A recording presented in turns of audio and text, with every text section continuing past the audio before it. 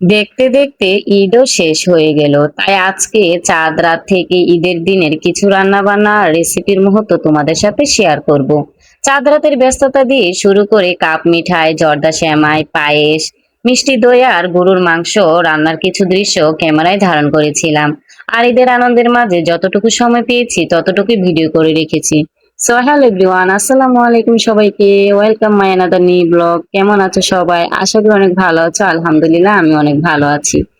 কিন্তু অনেক ঈদ কাটিয়েছি ব্যস্ততার মাঝে। তোমাদের ঈদ কেমন কাটলো অবশ্যই কমেন্ট করে জানিও। আর সবসময় কিন্তু আমি তোমাদেরকে ঈদের দিনে যা যা টুকিটাকি রান্না করি সেগুলি কিন্তু তোমাদের সাথে শেয়ার করে থাকি। সবসময় দেখা যাচ্ছে কি পায়েস, জর্দা সেমাই এগুলো তোমাদের সাথে শেয়ার করি। আজকে শেয়ার করতে যাচ্ছি ছোট্ট একটা রেসিপি, সেটা হচ্ছে কাপ মিঠাই সেমাই। আর সেই সেমাইটাই তৈরি করার জন্য আমি শুরুতেই কিন্তু দেখতে পেয়েছি যে সেমাইটাকে ভালো করে একটু ভেজে নিয়েছিলাম গোল্ডেন কালার আসা আগ পর্যন্ত। সেখানে কিছুটা তেল আর হচ্ছে ঘি দিয়ে কিন্তু সেমাইটাকে ভেজে তারপর অফ ক্যামেরা আমি রেখে দিয়েছিলাম। আর এখানে আমি পরিমাণ মতো একটু চিনি দিয়েছি আর সাথে দিয়েছিলাম একটু পানি। চিনি আর পানি ভালো করে একটু জাল করে আসলে দিয়ে দিচ্ছিলাম এখানে ভেজে রাখা সেমাই। আর এই তো অফ ক্যামেরায় কিন্তু সেমাইটাকে আমি নামিয়ে নিয়েছিলাম। আর এই কাপ মিঠাই সেমাইটা তৈরি করতে গেলে কিন্তু গরম গরম অবস্থায় কিন্তু তৈরি করতে হয়। আমি এটা কিভাবে আকৃতি দিয়ে তৈরি করেছি সেটা তোমরা অবশ্যই দেখতেই পেয়েছো। আর আমি এই খিরসাটাও তৈরি করেছি, আর কম বেশ তোমরা সবাই খিরসা তৈরি করতে পারো, সেটা আর বললাম না। এখানে দেখো আমার ফাইনালি যেহেতু হয়ে গেছে কাপ মিঠাই, তো একটু আমি কিশমিশ দিয়ে ভালো করে সুন্দর করে সাজিয়ে নিয়েছিলাম। আর এই তো ঈদের দিন তেমন কিছু করিনি, তো এখানে প্রায় 3 আইটেম ছিল, জর্দা সেমাই, সাথে ছিল কাপ মিঠাই আর ছিল সাথে পায়েস।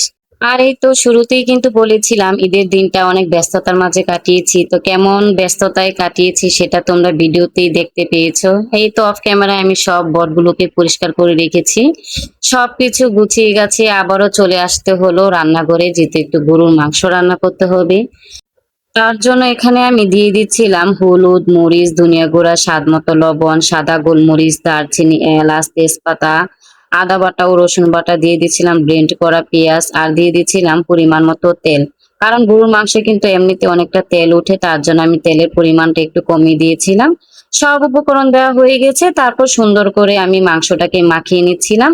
এখানে কিন্তু ভালো করে মাখানো শেষ হয়ে গেছে, তারপর আমি অফ ক্যামেরায় চুলায় বসিয়ে দিয়েছিলাম।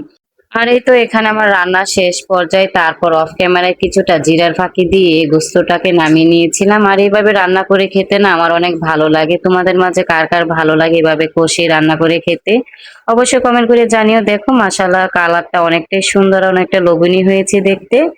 আর এই তো একটা শেষ করে আরেকটায় হাত দিয়ে দিলাম। বলেছিল একটু মিষ্টি দই খাবি, তার জন্য মিষ্টি দই তৈরি করতে আসলাম।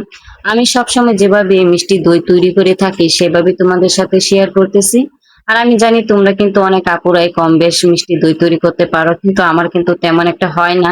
তবুও আমি চেষ্টা করেছি, যতটুকু পেরেছি ততটুকু আর কি করেছি।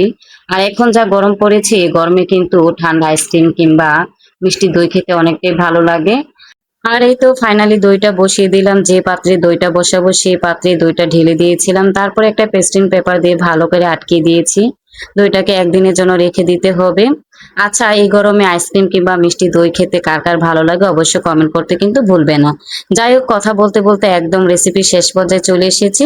আর হ্যাঁ বন্ধুরা, শুরু থেকে শেষ পর্যন্ত তোমরা যারা কিনা আমার ভিডিওটা সম্পূর্ণ দেখেছো তোমাদের সবাইকে অসংখ্য ধন্যবাদ। আজকের মতো এখানে বিদায় নিচ্ছি, চলে আসবো নতুন কোনো রেসিপি নিয়ে। সবাই ভালো থেকো, সুস্থ থেকো। আল্লাহ হাফেজ সবাইকে। আসসালামু আলাইকুম।